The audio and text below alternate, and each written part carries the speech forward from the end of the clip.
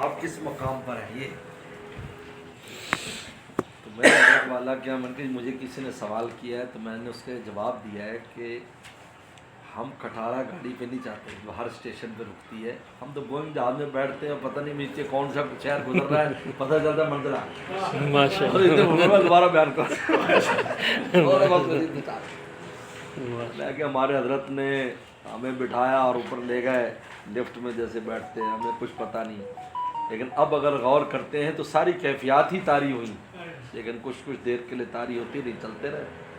یہ ہے تو اس لیے ہمارے حضرت خود فرماتے تھے اللہ نے میری روح کو کوکر بنایا ہے جو بریانی لکڑیوں پر گھنٹے میں بنتی ہے, میرے کوکر میں 15 منٹ میں بن جاتی ہے. تو اللہ کا مقام یہ دیا تھا, اور وہی سلسلے میں حضرت کے جلدی لوگوں کو فائدہ ہو جاتا ہے, سارا کچھ طے ہو جاتا ہے. اصل میں یہ چونکہ فتنے کا زمانہ ہے, اس میں بھی بڑی حکمت ہے. یہ فتنے زمانہ لوگ سوال جواب شروع کر دیتے ہیں, ثابت کرو یہ کو. بھائی حدیث شریف میں آتا ہے دل بناؤ, حضرت دل بنانے کی محنت ہے, بس وہ تو حدیث میں کیسے انکار کریں, باقی بات کریں گے لوگوں کو سمجھ میں نہیں آتی. اس لیے ہمارے حضرت والے نے کبھی اصطلاحی لفظ تصوف کا بیان میں کہیں استعمال نہیں کیا, لوگ اشکال نہ کریں. بات وہی ہے, چیزیں وہی ہیں. اصطلاحی کریں گی قبض ہو گیا بست ہو گیا کہ جی یہ لفظ کہاں سے, لوگ تو اس بار شروع ہو جاتے ہیں. غیر مقلدیت کا ایسا لوگوں پر وہ چھایا ہوا ہے, حضرت نے کبھی استعمال نہیں کیا.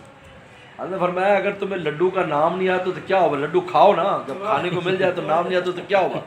ایک آدمی کو لڈو کا نام آتا ہے, لڈو ہے نہیں, اور ایک کھا رہا ہے لیکن پتہ نہیں یہ لڈو ہے, تو مزہ کون لے رہا ہے, کھانے والے.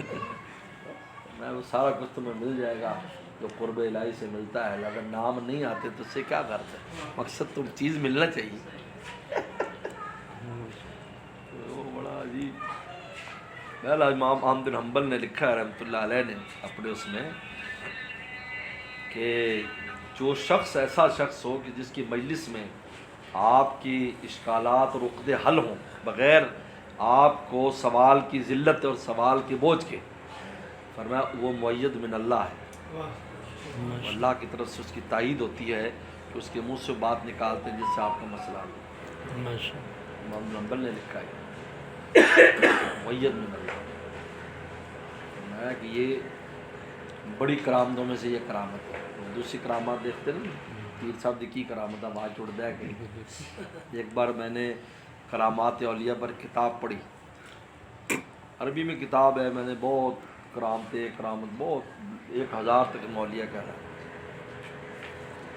ایک ہفتہ میں نے مطالعہ میں رات کو آ کے اس میں مطالعہ کرتا ہوں سکون کے ٹائم میں, ایسے عربی میں ہے.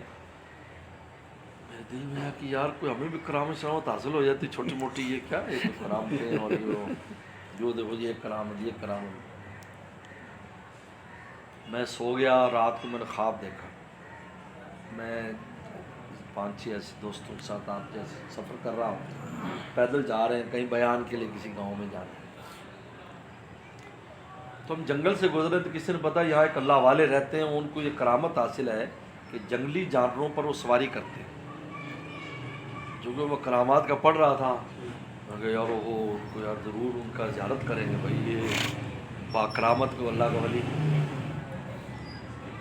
تو ہم گئے تو ان کا ایک مسجد ہے, تو اس مسجد میں انہوں نے جنگل سے آنا ہے, وہاں ان کے مریدین بیٹھے. تو میں نے ساتھیوں کو دیکھا میرے بارے میں بتانا نہیں میں کہوں, میں نے رومال بھی منہ سے لپیٹ لیا, تو اس لیے وہ پیچھے مجمع میں پیچھے بیٹھے.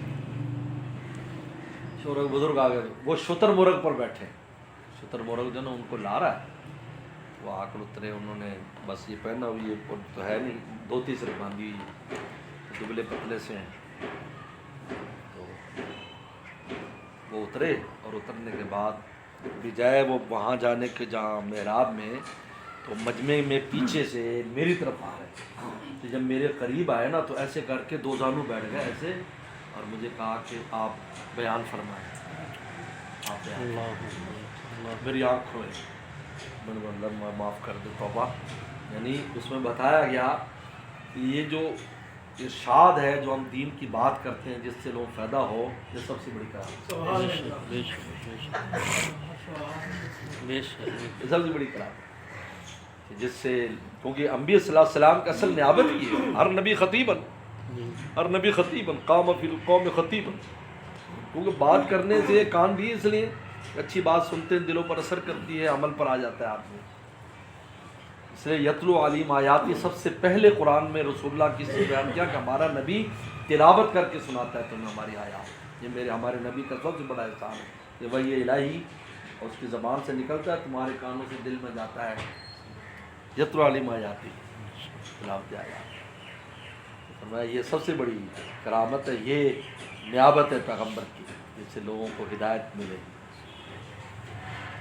عجیب عجیب ایسی چیزیں پیش آتی ہیں، اس لیے سب بڑوں کی برکت ہے، ہمارا تو کچھ نہیں.